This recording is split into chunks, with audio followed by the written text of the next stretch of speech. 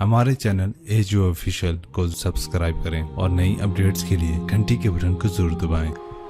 बहुत बड़ी ताकत बनेंगे आप अगर आपको सहना आ गया और बर्दाश्त करना आ गया। क्योंकि जब आप बर्दाश्त करते हैं ना तो अंदर में एक ताकत पैदा होती है। वो ताकत आपकी रूह को परवाज़ देती है और अगलों के लिए तस्खीर का काम देती है। और अगर आप फट गए तो बम के फटने से क्या होता है? तबाही आती है। जब आप फटेंगे या मैं फटूंगा तो मुआशरे में तबाही आ जाएगी। तो इसके लिए आप दो चीज़ों का एहतमाम फरमाएं। एक, अपनी ज़बान की हिफाजत फरमाएं। आप इस 400 के मुआशरे में कोई गीबत करने वाला ना हो, कोई झूठ बोलने वाला ना हो, कोई किसी को तंज करने वाला ना हो, ताना देने वाला ना।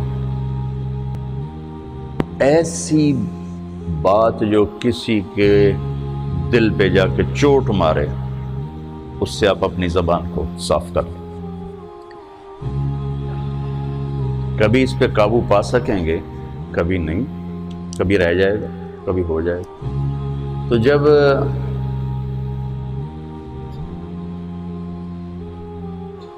हाथ से निकल जाए बात तो फिर अल्लाह ने हमारे लिए तौबा का दरवाज़ा रखा है। 2 नफल पढ़ो, अल्लाह से माफ़ी मांगो, जिस पर ज़्यादती हुई उससे जाके माफ़ी मांगो। इससे आपके मिजाज में ठहराव आ जाएगा। तो मैं आप सब से ये गुजारिश करता हूँ कि इस माशरे में आप अपनी ज़बान पे काबू पाना सीखिए। बराए मेरा बहुत फ़ायदा होगा। एक ज़िंदगी गुजरी है, शाम करीब है, तो पूरी ज़िंदगी के तजारब निचोड़ भी उसमें शामिल हैं। और तजारब निचोड़ को गोली मारो और दीवार पर डाल दो। मेरे नबी का फरमान उसके लिए काफ़ी है कि आपने फरमाया कि 2 चीज़ों की ज़मानत दे दो, मैं जन्नत की ज़मानत देती। एक तुम्हारे जो 2 जबड़ों के दरमियान है, एक तुम्हारी 2 टांगों के दरमियान है, इसे पाक कर लो, मैं जन्नत का ज़ामिन बन जाता। और मुआज़ इब्न जबल से फरमाया कि तुम्हें पूरे दीन का निचोड़ बताऊँ। कहा जी क्या? तो आपने इस हदीस को मैंने पता नहीं हज़ारों लाखों दफ़ा बयान कर दिया है और हर दफ़ा बयान किया है कि अच्छा ये ऐसे करके क्यों फरमाया। ये पहले किया, फिर कहा कुफ़ हाज़ा। और कहा किसको है? जिनके बारे में आता है कि इस उम्मत के उलमा का झंडा क़यामत के दिन मुआज़ बिन जबल के हाथ में होगा।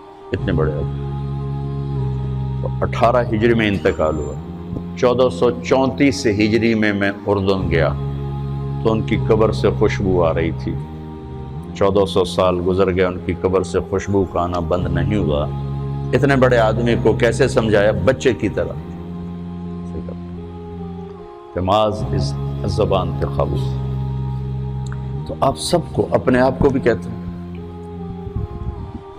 वो अरब खतीब कहते हैं ऊसीकुम नफ्सी अव्वलन व इय्याकुम करके आमतौर पर खुतबा शुरू करते हैं। तो मैं भी अपने ज़ात से शुरू करके आपसे ये अर्ज़ करता हूँ बच्चों कि अपनी ज़बान पे काबू पाना सीखो। यहाँ इसकी मश्क कर लो। ये छोटा सा मैदान है, छोटा, एक तालाब में है आप, तालाब। यहाँ से निकल कर आप एक समंदर में कूदेंगे जहाँ के रिश्तों की फहरिस्त होगी, ताल्लुकात की फहरिस्त होगी, नागवारियों के खौफनाक खारदार कांटे होंगे, कहीं कहीं फूल मिलेंगे, वरना कांटों से भरा जहान है।